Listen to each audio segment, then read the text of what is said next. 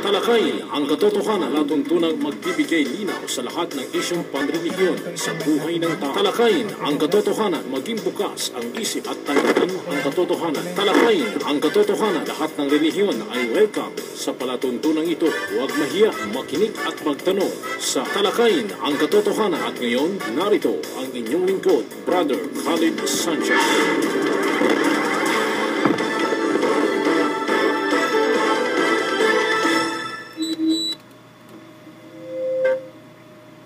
Ipagbadya, ako ay natatakot sa kaparusahan ng dakilang araw kung aking susuwayin ang aking Panginoon. Quran 6, aya 15. Ang bahaging ito ay hatid sa inyo ni Brother Umar Banaag. Bismillahirrahmanirrahim. Qalu subhanaka la ilma lana illa ma 'allamtana innaka antal alimul hakim.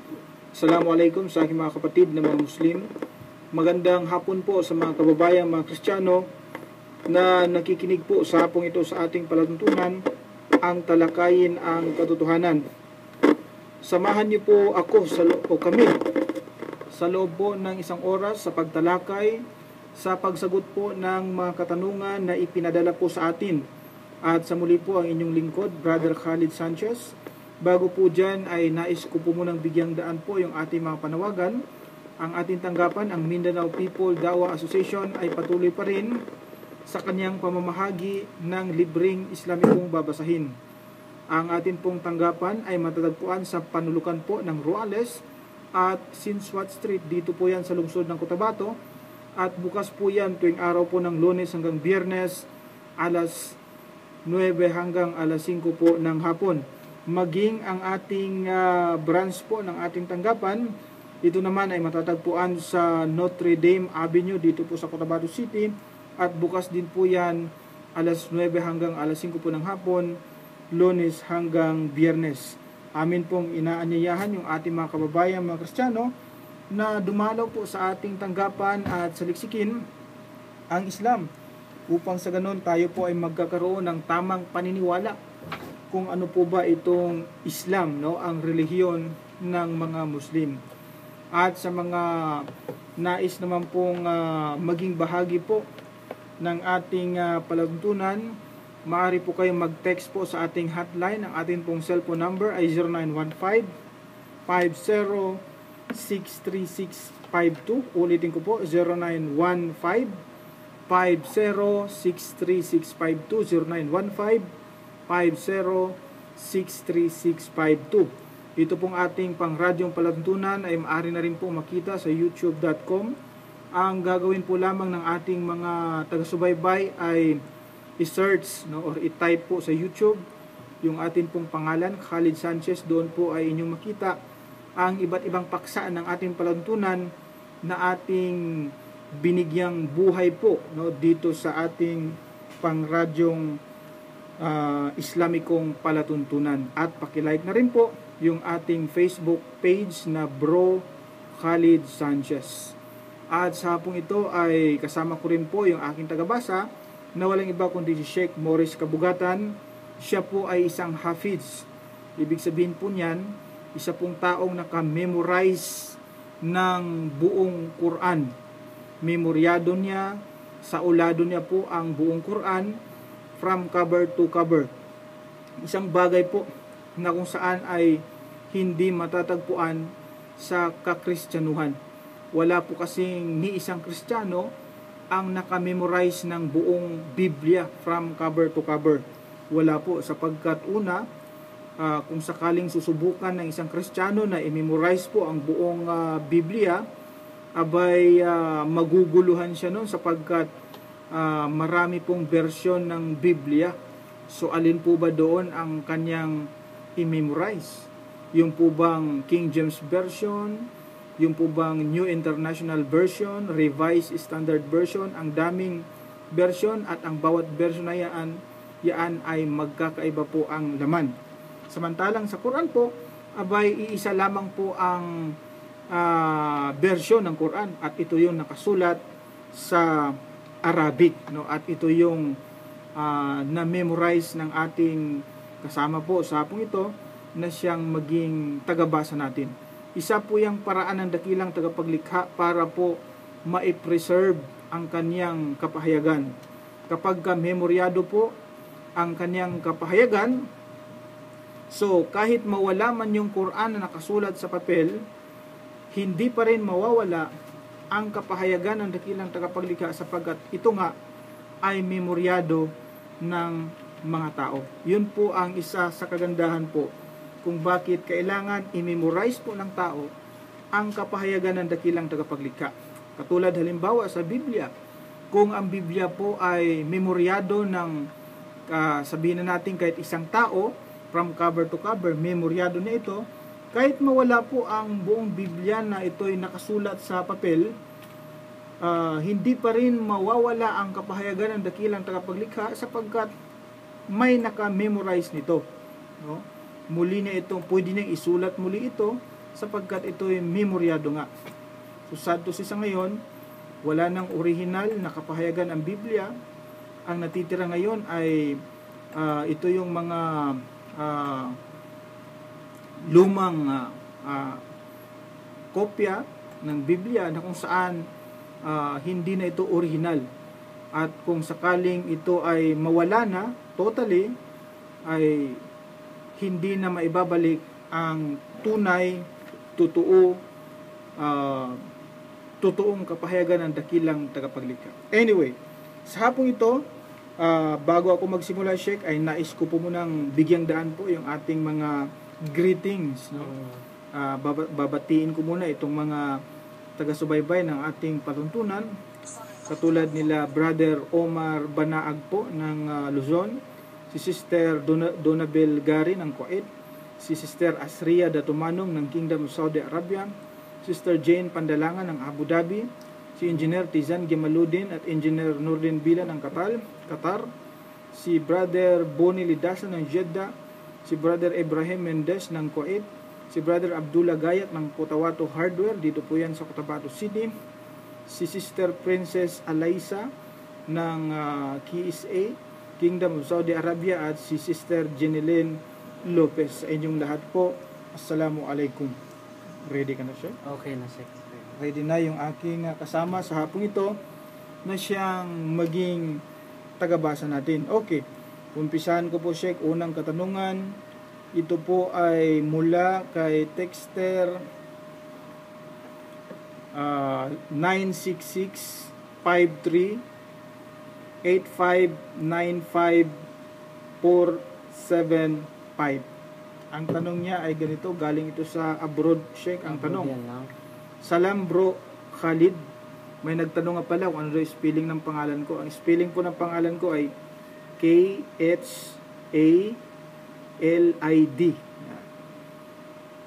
Sanchez. Yan. Sanchez. Okay. Ako ay nag-iisang Muslim sa aming pamilya, sabi niya, Sheikh. Yung misis ko nakakwentuhan ng isang Muslim. Sabi ng misis ko, Muslim ang asawa ko. Sabi ng Muslim, hindi tunay yun. Napilitan lang yun dahil nandoon siya. Kami ang tunay dahil ipinanganak kaming Muslim. Ang tanong, sino po ba ang tunay? Nasir Galula ng Riyadh. Yun po ang isang tanong, Sheikh, ng ating kababayang kapatid nating nasa Riyadh na parang nagtaka. Kasi yung misis daw niya may kausap na siguro Maguindanao siguro ganyan or Maranao, at sinabi nga ng kanyang misis na Muslim din daw ang kanyang mister. At ang respond daw ay hindi raw tunay yun sapagkat napilitan lang daw ng mag-Muslim, at sila daw ang tunay na Muslim sapagkat ipinanganak nga siya na Maguindanao. Maguindanao siya, Sheikh, nung ipinanganak, or yun ang pagkaintindi niya. So ang tanong ng ating texter po ay, sino daw ba ang tunay? Sino daw ba ang tunay? Naguguluhan, no? Maging sa atin, Sheikh, dito sa atin sa Cotabato City, sa Pilipinas, may mga ganyan ding pangyayari na kung saan ay may isang kapatid natin na Maranao, Maguindanao, Tausug, o sino pa man, na hindi rin talaga lubos na naunawaan yung salitang Muslim, no? Yung pagiging Muslim. Ang buong akala niya na ang isang Muslim ito ay tribu. Parang gano'n, no? Meron nga akong narinig noon, Sheikh, na yung Arabo raw hindi marunong magminuslim. Parang gano'n. No? Hindi marunong magminuslim. So, naging wika pa. Hindi lang tribu pala, wika pa, no? Hindi po gano'n. Well, sa bagay, ang tanong po ng ating kapatid ay sino raw ba ang tunay? Siguro ang tinutumbok niya dito, Sheikh, ay sino ba ang tunay na mananampalatayang Muslim? Ganun ba? Yun ang kanyang tinutumbok. Ang Quran po ay may sinasabi kung sino ang tunay. No? Ang Quran may sinasabi kung sino ang tunay. Meron pong tanda ang tunay na mananampalatayang Muslim. Ayon sa Quran, ito po ay mababasa natin sa chapter 8 po. At simulan natin, Sheikh, sa aya sa talatang 2, 3 at hanggang sa 4 tayo, Sheikh. Dito po siya. Iqra hanggang sa dito tayo, Sheikh. Okay. أعوذ بالله من الشيطان الرجيم بسم الله الرحمن الرحيم إنما المؤمنون الذين إذا ذكر الله وجلت قلوبهم وإذا تليت عليهم آياته زادتهم إيمانا وعلى ربهم يتوكلون الذين يقيمون الصلاة ومما رزقناهم ينفقون أولئك هم المؤمنون حقا لهم درجات عند ربهم ومغفرة ورزق كريم. Ganito po ang kanyang pinakamalapit na kahulugan. Ang mga sumasampalataya, ayun, ibig sabihin mga Muslim ito, Sheikh, no? Ang mga sumasampalataya, sila ay na kung ang pangalan ni Allah ay nababanggit, ay nagkakaroon ng pangamba sa kanilang puso. Yan po ang unang tanda ng isang tunay na mananampalataya pala, Sheikh. Kapag nabanggit daw ang pangalan ni Allah, nagkakaroon ng pangamba sa kanilang puso. Wajilat kulubuhum. At kung ang talata, kanyang talata ay dinadalit sa kanila, na katulad ng ganitong mga talata ay nagpapaalab sa kanilang pananalig. Pangalawa yun, Sheikh, nagpapaalab sa kanilang pananalig. Pangatlo, at sila ay naglalagay ng kanilang pagtitiwala sa kanilang Panginoon. Trust, tawakal, no, sa Allah. Pang-apat, sila ay nag-aalay ng salah. Ibig sabihin, nagdarasal ito. At ang pangilan na to, panglima, gumugugol mula sa mga bagay na ipinagkaloob sa kanila mula sa Allah. So number 4, sa aya 4, sabi dito, ulaika humul mu'minuna haqqa. Sila ang mga tunay na mananampalataya. Tunay siya. Haqqa. Tunay, hindi peke, no? Tunay, sila raw ang tunay. So, mapapansin mo, kapag itong binabanggit ng Quran, nasa sa iyo yan, ikaw ang tunay na mananampalataya. Tunay na Muslim yun. Tunay na Muslim. Kasi merong nagsasabing Muslim, abay, hindi naman nagdarasal. Hindi rin, di ba? Kahit na isang Arabo, kung sakaling yung isang Arabo ay hindi nagdarasal, hindi rin siya Muslim. Hindi no? Muslim. Kahit na sabihin pa man na nagsasalita ng wikang Arabic. Hindi naman siya nag-aayuno, hindi nagdarasal, hindi natatakot sa dakilang tagapaglikha na si Allah. So, yun ay magiging walang kwenta yung kanyang... In fact, marami rin naman talagang Arabo na mga Christian nga Sheikh. Marami. Doon sa Middle East. Hindi ibig sabihin na nagsasalita siya ng Arabic, Muslim na siya. Marami sa mga Arabo ay mga Christian. Halimbawa, yung mga Arabo sa Syria. Meron ding mga Arabo sa Iraq na mga Kristiyano yun sila, no? Mga Christian, yung mga Coptic Christian sa Egypt. Sa Iran, sa Egypt, maraming mga Kristiyano doon na mga Arabo. Hindi sila mga Muslim. Sila nagsasalita ng Arabic, ngunit sila hindi mga Muslim. Sa makatuwid po, ang pagiging Muslim, hindi po yan nababatay sa tribo, sa dugo, kundi ito ay nababatay sa pananampalataya at sa gawa ng isang tao. No, pananampalataya niya at yung ginagawa niya. Ito'y naayon sa kalooban ng dakilang tagapaglikha. So, kahit na ipangalandakan pa niya sa buong mundo na siya ay balik Islam lamang siya. Hindi raw tunay, kasi may ganun hindi raw tunay na Muslim yan dahil balik Islam lang daw. Paano kung yung balik Islam na yun siya pang gumaganap ng obligasyon ng isang tunay na Muslim o ng isang Muslim? Tapos siya hindi, paupo-upo lang. Maraming ganyan siya no? Hindi na nahiya na dinadaan-daanan ng mga balik Islam para magpunta sa masjid, no? Magsambayang. Tapos hindi sila nagsasambayang. At ang irarason pa ay bakit pa kami magsambayang? Muslim na kami. Lalong naloko na, no? Okay. So, yun po ang tanda. Alam mo, Sheikh, maging sa Biblia tayo, no? Maging sa Biblia ng ating mga kababayan, mga Kristiyano, abay, meron ding tanda ang tunay na mananampalataya. Kapag ikay tunay na mananampalataya, meron ding sinasabi ang Biblia nun. Hindi lamang ang Quran ang nagsasabi ng tanda ng isang tunay na mananampalataya. Sa Biblia, meron ding sinasabi na tanda ng tunay na mananampalataya.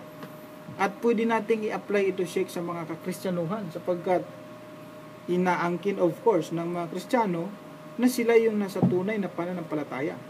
So, itong tanda o mga tanda ng tunay na mananampalataya na nasa Biblia, pwede itong i-apply sa kanilang sarili kung sila ba'y pasok dito. No? Saan po natin mabasa ito? Ito mabasa naman natin sa Marcos 16. Simulan ko po sa 16, talatang 16 hanggang sa 18 po ito siya. Ganito po ang sinasabi. Ang sumasampalataya, yun, at mabautismuhan ay maliligtas. Datapwat ang hindi sumampalataya ay parurusahan. 17. At lalakip ang mga tandang ito sa magsisampalataya. May mga tanda raw sa mga nagsisampalataya. May mga tanda, sign. Ano ito? Una, sabi niya, magpalabas sila ng mga demonyo sa aking pangalan. Yun ang una siya. Magpalabas ng mga demonyo. Magsalita sila ng mga bagong wika. Yun ang pangalawa.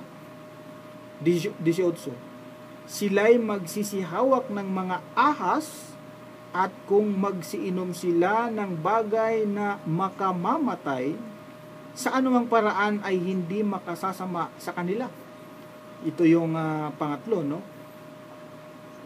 Pang-apat ata. Ipapatong nila ang kanilang mga kamay sa mga may sakit at sila'y magsisigaling. Sinasabi dito, Sheikh, na yung tanda raw ng mga mananampalataya ayon sa Biblia, yung tunay na mananampalataya, ito'y maliligtas. Magpalabas ng demonyo, magsalita ng ibang wika. Kung sila daw ay hawak ng kobra o di kay iinom sila ng milk tea na may lason, hindi raw sila mamamatay, Sheikh. At pang-apat, ito, ipapatong ang kanilang mga kamay sa may sakit at sila'y magsisigaling. Yun ang apat ang tanda ng tunay na mananampalataya ayon sa Biblia. Maaring ang isa rito ay ginagawa ng pastor, Sheikh, tulad ng pagpapalayas ng demonyo. Maraming mga pastor ang gumagawa niyan. Sa pangalan ni Jesucristo ang Panginoon namin, ganun siya. Lumayas ka. Ayan. Maraming pastor gumagawa, mga faith healer ang tawag dyan. At meron ding ibang nagsasalita ng mga bagong wika na hindi mo talaga maunawaan. Mga ganyan.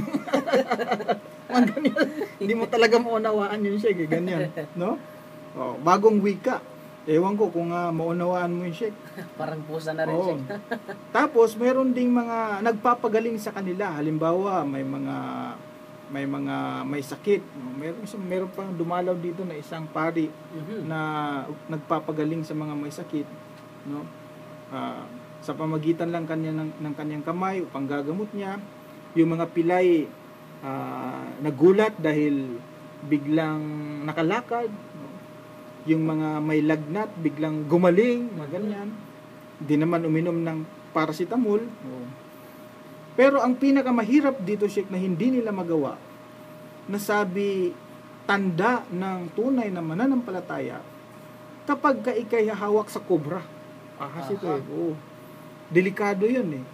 Wala pa akong nakitang isang Kristiyanong humawak sa kobra o di kayo uminom ng milk tea na may lason na hindi namatay. In fact, yung naibalita nga na uminom ng milk tea na may lason, Sheikh, namatay yan, di ba? Baliktad. Namatay. Hindi na buhay yun, patay yun eh. Uminom ka ng muriatic acid, lason din yun. So, ang sabi sa Biblia, kapag ikay tunay na mananampalataya, iinom ka ng muriatic acid, Sheikh, hindi ka mamamatay. Matindi ito, Sheikh. So, pwede nilang i-apply sa mga sarili nila. Maliban na lang kung hindi sila maniniwala sa talatang ito. Maliban na lang kung hindi na paniwalaan ang sinasabi ng Biblia. Lumalabas na hindi nga sila mananampalataya kung hindi sila maniniwala dito. Ganun po yun. So, yun po ang aming kasagutan po sa isang kapatid natin na nagtanong. Mula po kay Texter 965-6564-3797. Assalamualaikum. Waalaikumsalam warahmatullah. Isa po ako sa mga nanonood ng inyong programa sa YouTube. Mashallah ha. Tanong ko lang, ano po ang masasabi ninyo sa mga pinapalabas sa Showtime? Ano raw ang masasabi natin, Sheikh, sa pinapalabas doon? Hindi naman ako nanonood sa mga ganitong palabas. Ikaw nanonood ka? Ay, hindi. Mga ganito? Si Vice ganda yan. Matindi, no? Kilala mo pala yung Sheikh, ha? Kilala mo siya, ha? Allah. Nagtanong yung ating kababayan, no? Ano raw ba ang masasabi natin? Ako po, hindi po ako nanonood sa mga ganyang palabas. Dahil una po, wala naman tayong nakukuhang magandang bagay diyan, no? In fact, kapag ka manunood ka ng ganyang mga palabas, ay nakakakita ka ng mga haram na mga bagay. Yung mga hindi dapat tingnan. At yung mga sinasabi hindi dapat pakinggan. No? Wala mga kwentang sinasabi. Nakakatawa. Sabihin natin nakakatawa. Ngunit nakakatawa nga, nakakaligaw naman sa tao. So, ito po ang advice ng ating Quran sa mga bagay na yan. Hindi po galing sa akin. Ito po ay advice ng Allah sa mga lalaki at sa mga mananampalatayang babae. Mananampalatayang lalaki at mananampalatayang babae. Basta sa mga ganong mga palabas, huwag na kayong manood. Sapagkat hindi po tama sa isang mananampalataya na manood ng mga ganyang palabas. Showtime, ano ba yan? No? So ito po ang sinabi ng Allah. Simulan natin, Sheikh, ito po ay nasa chapter 24 po. Ang aya ay 30 hanggang 31. Ganito po ang sinasabi. Iqra.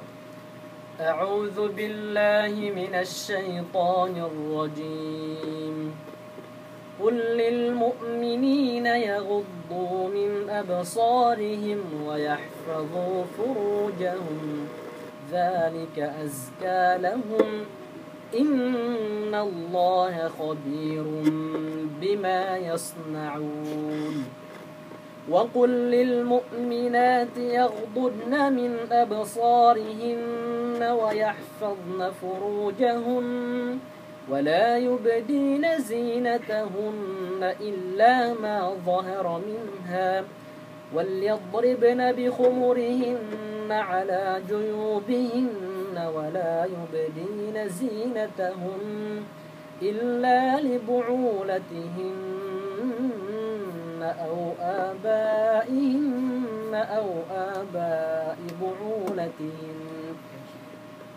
Ganito po ang kanyang pinakamalapit na kahulugan.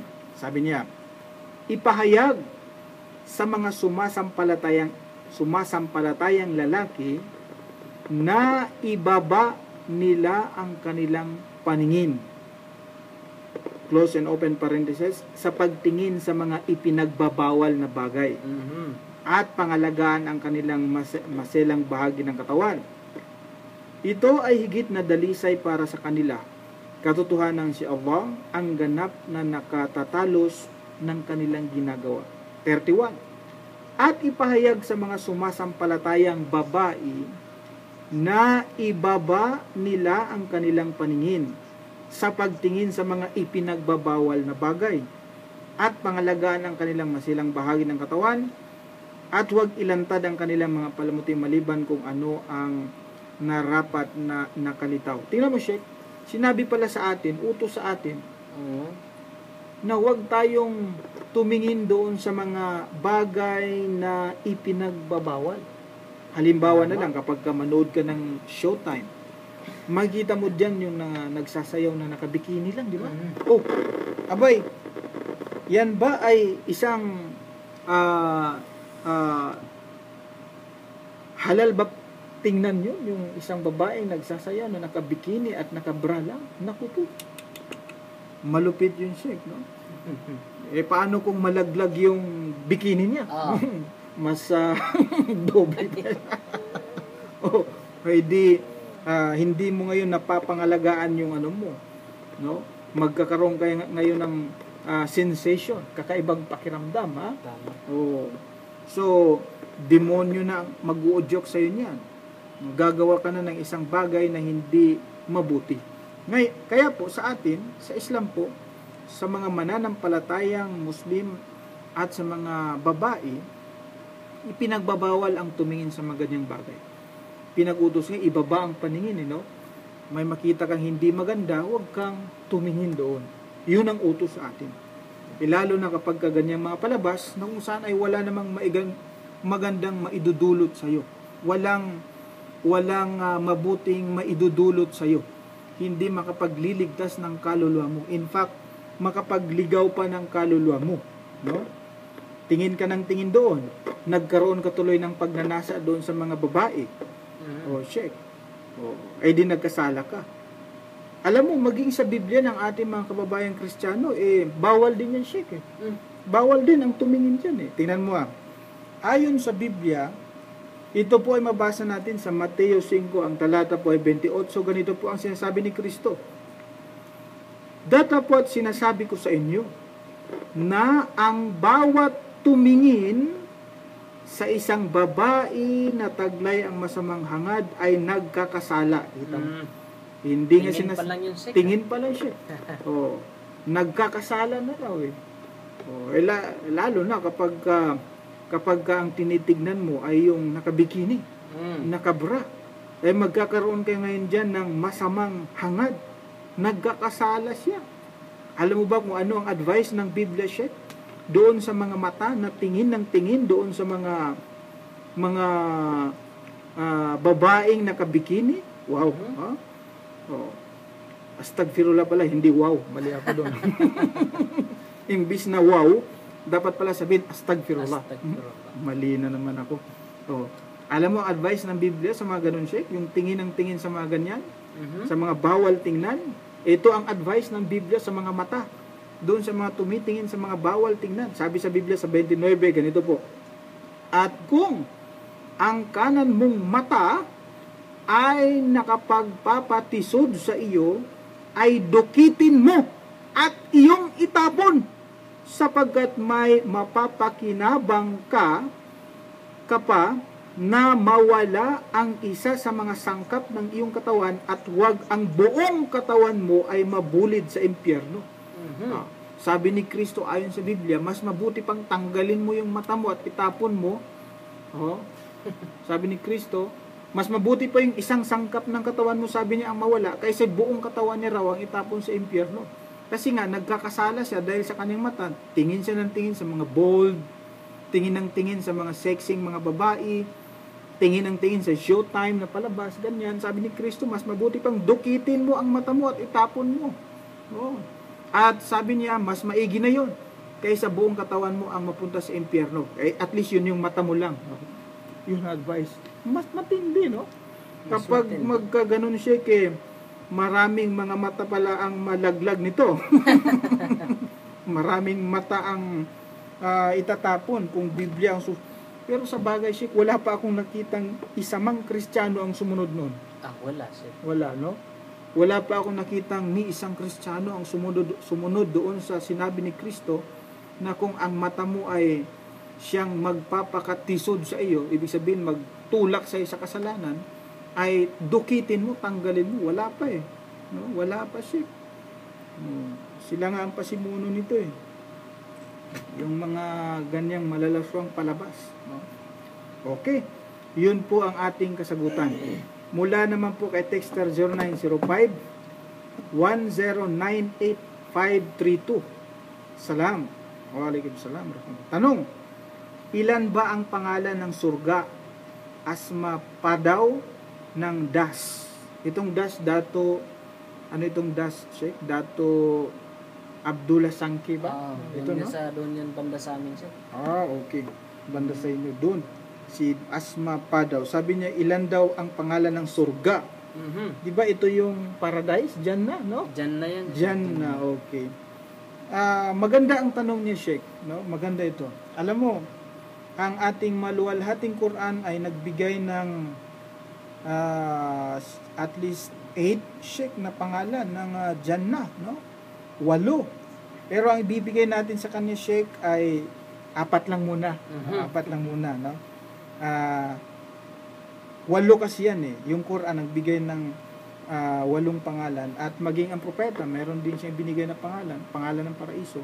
Pangalan, ha? Hindi yung level. Hindi. Iba rin yung mga pintuan sa paraiso. Sapagkat yung bawat pintuan doon may pangalan yung Sheikh, di ba? At ito naman, iba't ibang pangalan ng Jannah, sabi ng surga. Ito po, isa sa mga pangalan niya, ito, Sheikh, ay tinatawag na Ma'wa, no? Jannatul Ma'wa. Yan po ay sa Quran 53. Ang aya po ay 15. Iqra. A'udhu billahi minash shaitanir rajim. Indaha Jannatul Ma'wa. Iyon. Jannatul Ma'wa. Ito po ang kanyang pinakamalapit na kahulugan. Na sa tabi nito ay tirahan ng halamanan. Yun ang kanyang pinakamalapit na kahulugan. Jannatul Ma'wa. Dagdagan pa natin, Sheikh, no? Iba't ibang pangalan ito ng surga. Isa sa mga pangalan ni Sheikh ay tinatawag din ang surga na Firdaus. Maganda ito, Sheikh. Sa Quran 18, ang aya po ay 107. Iqra. A'udhu billahi minash shaitanir rajim.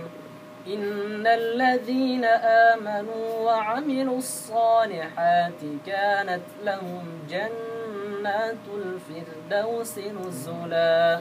Yun. Jannatul Firdaus. Ganito po ang kanyang pinakamalapit na kahulugan. Katotohanan, sila na sumasampalataya at nagsisigawa ng kabutihan ay magkakaroon ng halamanan ng Al-Firdaus bilang isang pananahanan. Isa sa mga pangalan niya is Firdaus, no? Meron pa rin, Sheikh. Dagdagan pa natin, no? Dagdagan pa natin. Isa sa mga pangalan niya, yung isa Ma'wa, Firdaus. Ito naman Aden. Okay. Sa chapter 9, ang aya ay 72. Iqra. Bismillahirrahmanirrahim. وعد الله المؤمنين والمؤمنات جنات تجري من تحتها الأنهار خالدين فيها ومساكن طيبة في جنات عدن. Yun, Jannatin Adn. Ito ang kanyang pinakamalapit na kahulugan. Si Allah ay nangako sa mga lalaking sumasampalataya at mga babaeng sumasampalataya ng mga halamanan na sa ilalim nito ay may mga ilog na nagsisidaloy upang manahan dito magpakailanman. At magagandang mansyon. Wow, may mansyon pala doon, Sheikh, no? Magagandang mansyon sa paraiso ng Aden. Yung pala. Datapot ang pinakadakilang kaligayahan ay ang mainam na pagkalugod ni Allah. Ito ang pinakamatayog na tagumpay. Ipinapaliwanag o ini-explain o ipinapakita sa atin, Sheikh, sa pamagitan ng mga talata ng Allah, kung gaano kaganda yung paraiso na kanyang inihanda para sa mga mananampalataya, no? Sabi niya, meron daw doon mga halamanan, harden, nasa ilalim nito ay may mga ilog na nagsisidaloy. Kung ma-internalize mo sa sarili mo yun, talagang napakagandang tingnan, no? May garden siya, tapos may mga ilog, tapos may mga magagandang mansyon. Wow! At tinawag ito paraiso ng Aden.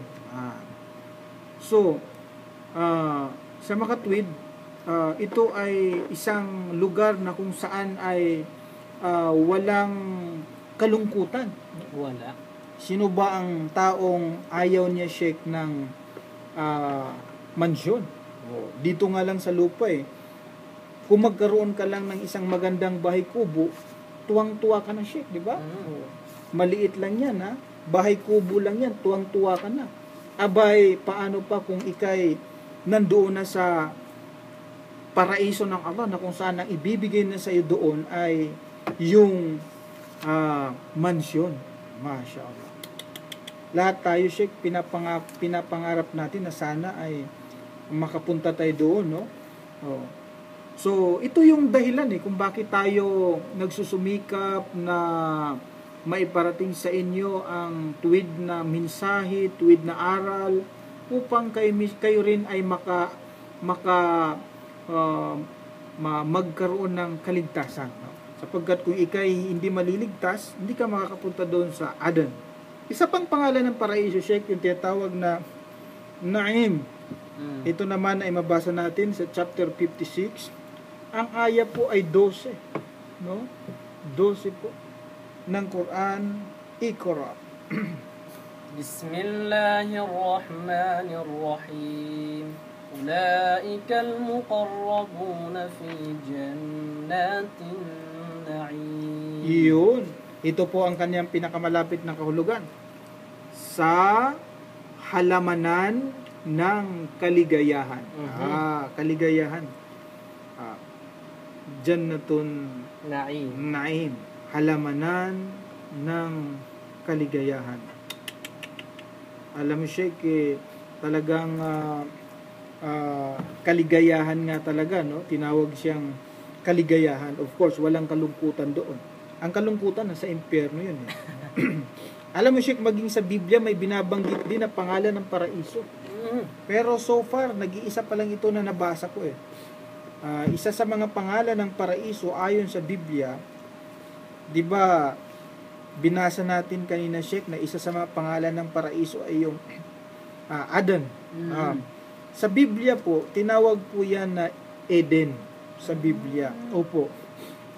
Ito po ay mabasa natin sa Genesis 2. Ang talata po ay 8. Ganito po ang pagkakasabi. Isa ito sa mga pangalan ng paraiso. At naglagay ang Panginoong Diyos ng isang halamanan sa Eden. Yan. Sa dakong silanganan at inilagay niya roon ang taong kanyang nilalang.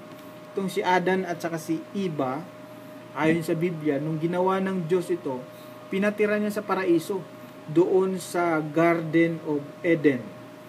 Sa Quran po, tinawag yan na Aden. No? Mm. Yun siya. Pero hindi na natin mabasa sa Biblia yung ibang pangalan ng Quran, ng paraiso katulad ng Ma'wa, wala na yun doon. Firdaus, Naim, wala. Sapagkat ang Biblia po hindi naman kumpleto talaga yan. No? So,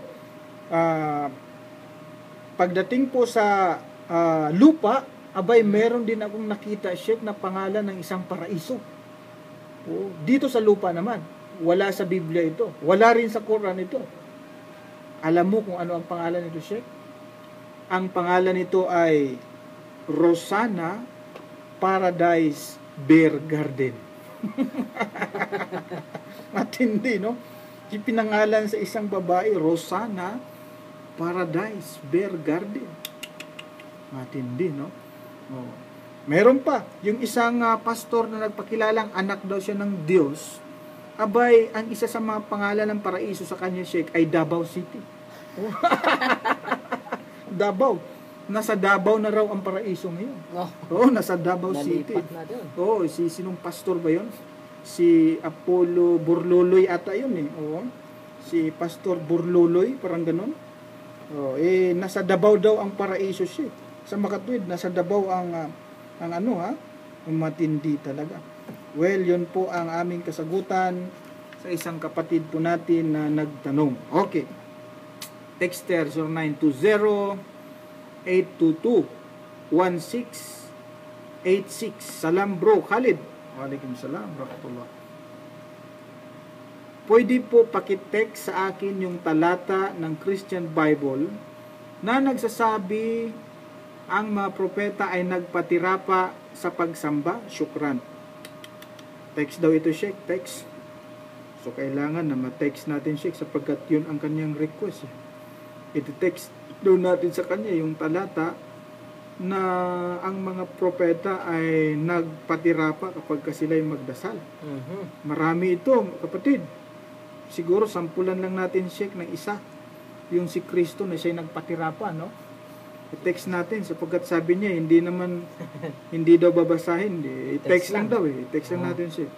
Ito yung kanyang number 0920-822-1686. Okay, text natin siya.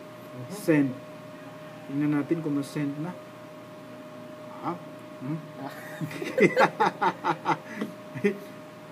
Send na ba? Okay, nandisend na. Send na, okay.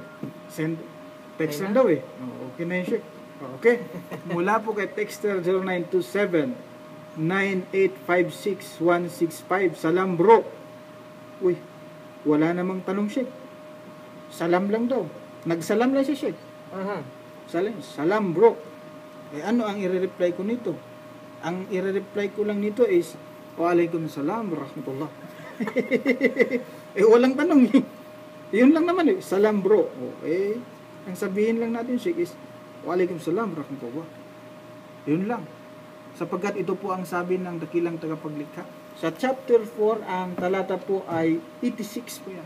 86 ng Quran. Sabi niya, Iko, A'udhu billahi minash shaytanir rajim. وَإِذَا حُيِّيتُمْ بِتَحِيَّةٍ فَحَيُّوا بِأَحْسَنَ مِنْهَا أَوْ رُدُّوهَا إِنَّ اللَّهَ كَانَ عَلَى كُلِّ شَيْءٍ حَسِيبًا. Yun, ganito po ang kanyang pinakamalapit na kahulugan. At kung kayo ay batiin ng pagbati, sila ay inyong suklian ng pagbati na higit na mainam rito. O di kay suklian ito ng katumbas na pagbati. Katiyakan si Allah ay ganap na tagapagsulit ng lahat ng bagay. Kaya, yun, ang sagot natin, Waalaikumsalam, rahmatullah. Sapagkat sabi ng Allah, kapag babatiin ka raw, ay babatiin mo rin siya ng higit. So, sabi niya salam, ay di sa atin, merong Waalaikumsalam warahmatullahi wabarakatuh. Matindi. Ibig sabihin, at sumaiyo rin ang kapayapaan, no? At ang awa ng Allah, at ang blessings, barakat. Yun. So, higit na yun na pagbati, di ba? Higit. Sinuklian natin ng mas higit pa. Tama. Alam mo, Sheikh, itong pagbati, itong pagpapaabot ng kapayapaan sa kapwa, no? Na siyang ginagawa nating mga Muslim, na siyang international na pagbati natin mga Muslim, na maging sa kabilang buhay, ganun din ang greetings natin, itong pagbati ng kapayapaan. Hindi naman good morning, no? Hindi good afternoon, hindi good night, hindi good evening, kundi itong pagbati na ang kapayapaan ay sumaiyo. Sa Arabic po yan ay assalamu alaikum, no? Ang kapayapaan ay sumaiyo. Ito rin ang greetings na ginagamit ni Jesus Christ. Maging si Kristo alayhi salam, ang kanyang greetings po ay hindi good morning. Hindi ko pa nabasa, Sheikh, na si Kristo nagsabi ng good morning, good afternoon, magandang umaga, magandang hapon, Magandang gabi. magandang buhay. Hindi ko pa narinig yung ganyang mga greetings sa kay magandang gabi, bayan. Hindi ko pa narinig yung mga ganyang greetings. Hindi ko nabasa sa Biblia. Ngunit ang nabasa ko sa Biblia, na ang greetings pala ni Jesus Christ ay assalamu alaikum. Ibig sabihin, ang kapayapaan ay sumaiyo. Ganun ang greetings ni Kristo. Ano po ang patunay? Sa Juan 20, ang talata po ay 26, ganito po ang sinasabi. At pagkaraan ng 8 araw ay muling nasa loob ng bahay ang kanyang mga alagad. At kasama nila si Tomas.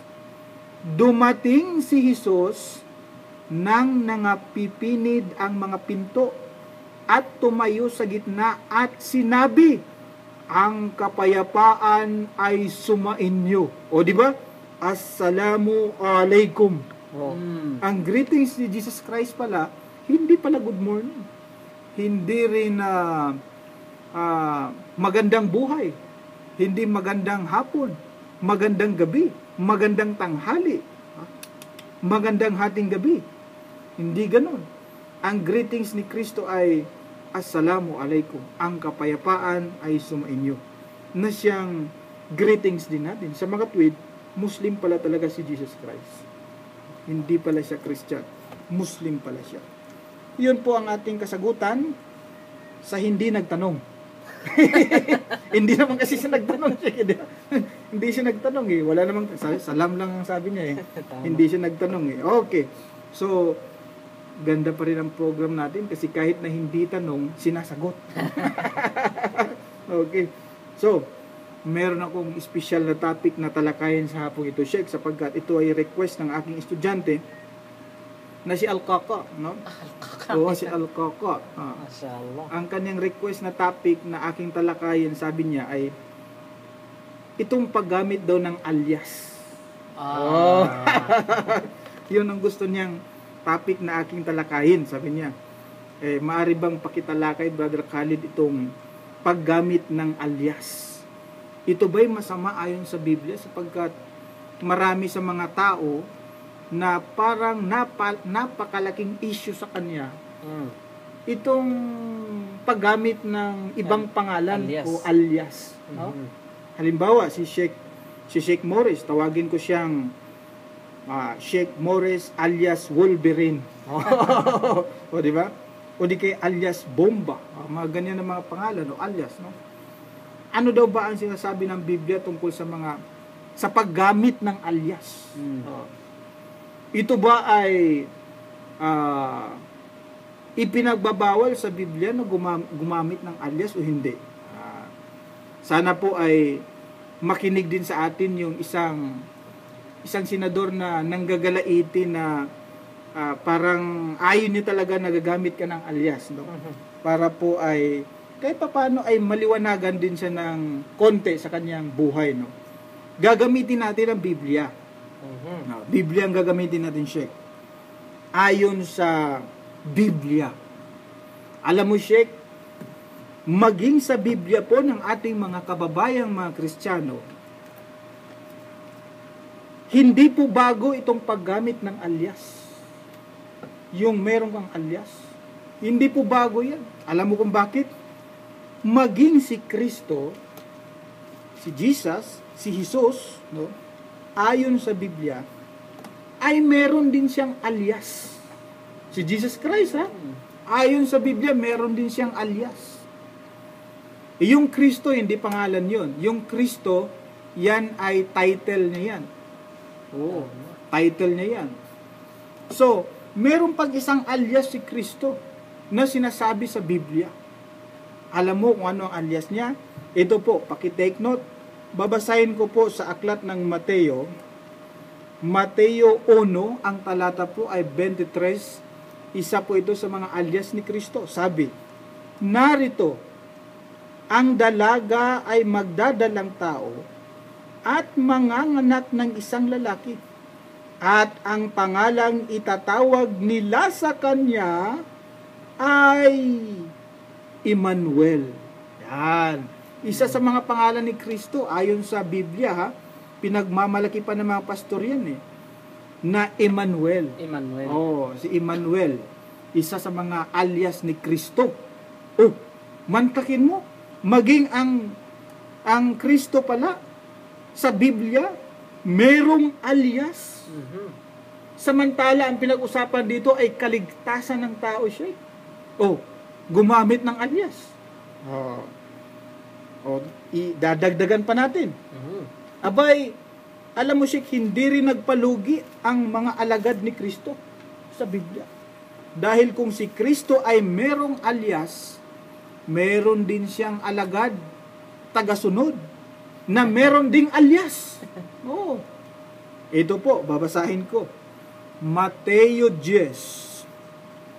Ang talata po ay 2. Ganito po ang sinasabi. Ang mga pangalan nga ng 12 apostol ay ito. Ang una ay si Simon na alias Pedro. Kita mo? Alias Pedro pala itong si Simon, no? Ito pala si Pedro, ang tunay niyang pangalan ay si Simon, na tinatawag rin na Pedro. Oh. Alias niya pala yung Pedro na yan. Oh, kita mo? Si Kristo gumagamit ng alias. Isa sa mga alagad ni Kristo gumagamit din ng alias. Ibig sabihin, hindi na bawal siya, di ba? Hindi na bawal. Hindi bawal, dahil Hindi bakit? bago. Hindi bago, hindi rin bawal, dahil bakit? Maging si Kristo may alias Tapos si Simon, ang alias niya, Pedro. Oh. Dadagdagan pa natin siya. Meron pa na isang taga-Biblia rin na merong alias. Alam mo, ngayon lang siguro malalaman ito ng isang senador siya, no? Na kung saan ay ito pa lang si Pablo, hindi niya pala ito tunay na pangalan, alias lang pala ito siya. Oh, ito pa lang si Pablo, alias lang pala yan. Sapagat ang tunay na pangalan ni Pablo ay Saulo. Saan mabasa yan? Tingnan niyo. Sa aklat po ng mga gawa, 9, ang talata ay 4, ganito po ang pagkasabi. At siya ay nasubasob sa lupa at nakarinig ng isang tinig na sa kanya'y nagsasabi, Saulo! Saulo! Bakit mo ako pinag-uusig? Oh, yun ang pangalan ni Pablo pala, tunay niyang pangalan siya, Saulo. Hindi pala Pablo. O, kita mo? Nagdadala ng kaligtasan para sa mga Kristiyano yun. Hindi tunay niya na pangalan ang dala niya. No?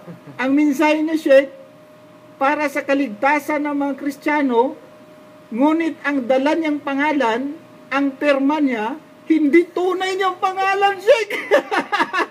Kundi, yung alias niya lang. Si Pablo, hindi pala niya tunay na pangalan yun. Sapagat ang tunay na pangalan ni Pablo ay Saulo. Oy, mantakin mo, kaligtasan ang pinag-usapan, hindi kapayapaan siya, hindi kapayapaan ang dala ni Saulo Ang dala niya sa mga Kristiyano ay kaligtasan. Pero ang dala niyang pangalan, hindi naman tunay. Pablo ang pangalan, dala niya. Alias niya yon. Ang tunay niyang pangalan ay Saulo. Meron bang nag-question sa kanya na isang senador? Wala, no? Walang senador na, hindi ako maniwala sa pagiging Kristiyano. Sapagkat alias lang ni Pablo, hindi na tunay na pangalan yan. Wala, no? Wala. Hindi naman gi-question Tama. Oo. Ito pa siya, dagdagan pa natin.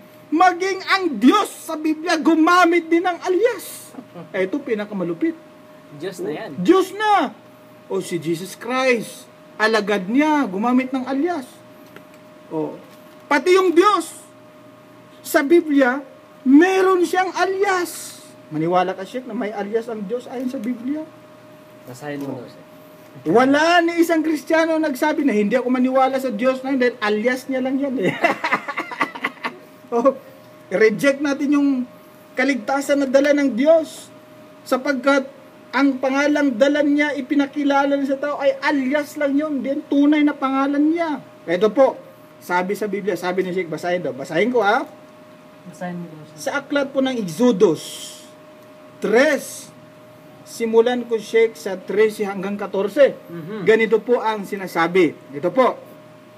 At sinabi ni Moises sa Diyos, narito, pagdating ko sa mga anak ni Israel, at sasabihin ko sa kanila, sinugo ako sa inyo ng Diyos ng inyong mga magulang, at sasabihin nila sa akin, ano ang kanyang pangalan? Anong sasabihin ko sa kanila? Nagtatanong ng pangalan siya. 14. At sinabi ng Diyos kay Moises, ito ang kanyang pangalan. Ako, yaong ako nga. At kanyang sinabi, ganito ang sasabihin mo sa mga anak ng Israel. Sinugo ako sa inyo ni ako nga. Ayun, alias niya si pangalan niya si ako nga. Bagong pangalan. Bagong pangalan. Alias yun eh. Ang sabi sa Biblia, siya daw si ako nga. Kaya pagdating ni Moises, kung tatanungin si Moises, sino nagsugo sa iyo? Si ako nga. Ang sagot ni Moises, sinugo ako ni ako nga. Oh. Ngayon, nagsabi ba ang mga kaum, yung mga tao sa panahon ni Moises na, hindi ako maniwala sa dala mong kaligtasan, Moses o Musa, dahil ang pangalang dala mo ay ako nga.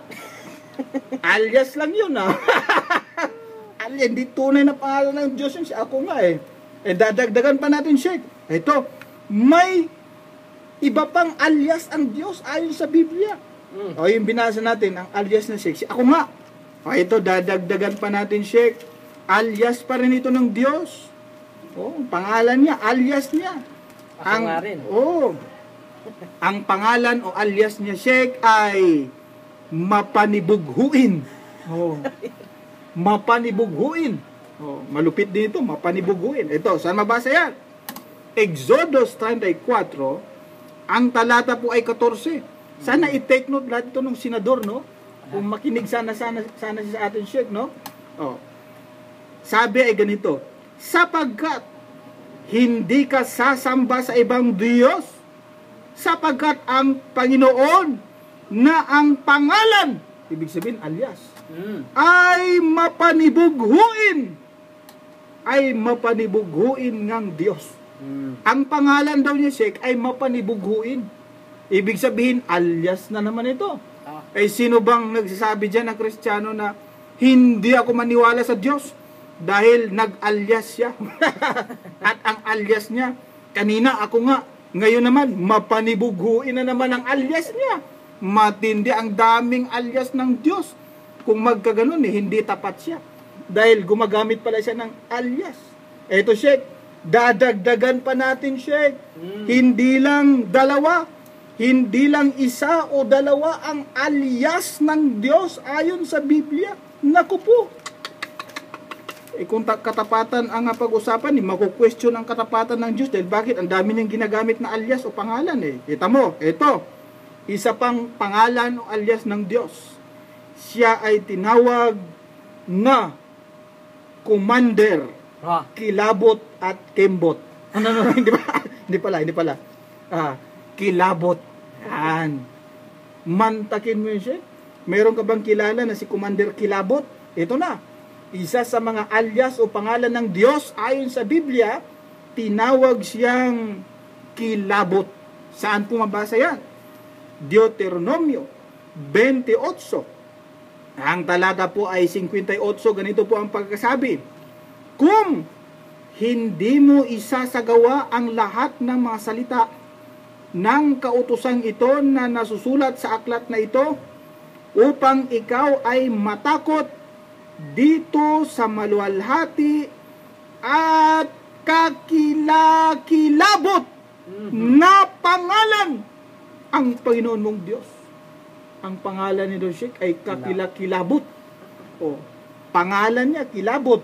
Aba, hindi na naman ako maniwala nito sapagkat gumamit ng alias ang Diyos. O, dadagdagan na naman natin, Sheikh. Isa pang alias ng Diyos. Actually, maraming alias ang Diyos na ginagamit sa Biblia, Sheikh. Marami. Marami siyang ginagamit na alias. Iba pa yung mga pangalang ikinabit ng tao sa kanya. Katulad ng mga Jehovah, tao lang may gawa niyan eh. Yahweh, tao lang may gawa niyan eh. Hindi yan totoong pangalan ng Diyos. Taong gumawa niyan. Ang Diyos pa mismo nagsabi, kahit ang Diyos, marami rin siyang pangalang ginamit, mga alias niya. Ito, dadagdagan natin. Isa sa mga pangalan o alias na ginamit ng Diyos, Isaiah 48:42 ang talata ay 8. Ang pangalan niya, Sheikh, ay Panginoon. Alias pa rin pala ito. Ito sabi, Panginoon. Kanina si ako nga. Pagkatapos mapanibughuin. Kilabot. Ito naman, Panginoon. Ito ang alias niya, Panginoon. Ako ang Panginoon na siyang aking pangalan. O hindi, nakaapat na tayo, Sheikh, ha? Na siyang kanyang alias. Panginoon. Hindi. Dadagdagan pa natin. Ito, lipat tayo sa bagong tipan. Dito tayo ngayon sa bagong tipan. Na maging sa bagong tipan, ang Panginoon o ang Diyos ay meron din siyang alias. Si Kristo pa ang nagsabi nito, Sheikh. Ito, babasahin ko. Mateo 6. Ang talata ay 9. Pangalan o alias pa rin ito ng Diyos. Sabi niya ganito, magsidalangin nga kayo ng ganito, Ama namin, nasa langit ka, sambahin nawa ang pangalan mo. Yung pangalan ni Sheikh, sambahin nawa. Kita niyo Mga kababayan, hindi po namin sinasabi yan para po kami ay manlait. Sinasabi po namin yan sapagat meron kaming punto na nais pong iparating. Alam natin na ang paggamit ng peking pangalan ay bawal yan sa batas. Nasa revised penal code po yan. Gagamit ka ng peke na pangalan, fictitious name. Bawal po yan. Iba po yung gagamit ka ng pangalan mo kaysa gagamit ka ng peke na pangalan mo. Iba yun no? So, may mga tao na meron siyang iba't ibang pangalan. Ngunit pangalan pa rin niya yun. No? Pangalan pa rin niya yun. No? Yun po ang point natin. Sa mga tweed, itong paggamit ng iba pang pangalan ay hindi ito bawal maging sa Biblia pala ng ating mga kababayan mga Kristiyano. Bakit? Maging si Kristo may ibang pangalan. Yung kanyang alagad may ibang pangalan din. Yung isang mangangaral na ang pangalan ay Pablo, gumamit ng pangalan alias na Pablo na kung saan ang tunay na pangalan ay Saulo, ang dala-dala niya ay kaligtasan. Bakit walang kumwestiyon sa kanya? Na hindi ako maniwala kay Pablo sapagkat alias lang niya yun. Hindi niya tunay na pangalan yun. Ano po? No? At maging ang Diyos, napakaraming pangalan din maging sa Biblia. Ano po? So, hindi pala yun siya big issue. Hindi pala siya big deal. Hindi siya malaking issue. Anhin mo naman kung totoong pangalan ang dala niya, pero ang sinasabi niya ay kasinungalingan. Tama. At least, ang pangalan niya ay ang dinala niyang pangalan, isa sa mga pangalan niya rin, ngunit ang sinasabi niya ay katotohanan. Yun ang pinakamahalaga, yung sinasabi niya at yung ginagawa niya. Wala sa pangalan yun. Yung honesty, no? Nasa salita yan at nasa gawa. Nawa po maging malinaw po sa ating mga kababayan yung ating mga bagay na mga sinasabi po. At katulad ng lagi namin sinasabi, hindi po namin ito sinasabi upang saktan po yung ating puso at damdamin. Sinasabi namin ito upang maging maliwanag po sa atin ang mga bagay na malabo, ano po. Lalong-lalo na po sa pagsamba sa nag-iisa at tunay na Diyos na siyang lagi naming paanyaya sa tao. Na tayo po ay sasamba sa nag-iisa at tunay na Diyos na walang iba kundi si Allah. Nawa po ay maging daan ang aming palatuntunan sa ikakaliwanag ng ating puso at isipan, no, sa mga ganyang mga bagay. At sa muli po, humihingi po ako ng patawad kung sakaling may mga bagay po na aking nasabi at ito naging masakit po sa ating pandinig. Ako po ito pusong humihingi ng paumanhin. Maraming salamat po sa inyong patuloy na pagsubaybay sa ating palatuntunan. At maraming salamat din po sa aking kasama na si Sheikh Morris Kabugatan na siyang ating tagabasa. At sa inyo po, no, sa ating mga kababayan. Hanggang sa muli po, ito ang inyong lingkod, Brother Khalid Sanchez. Assalamualaikum warahmatullahi wabarakatuh.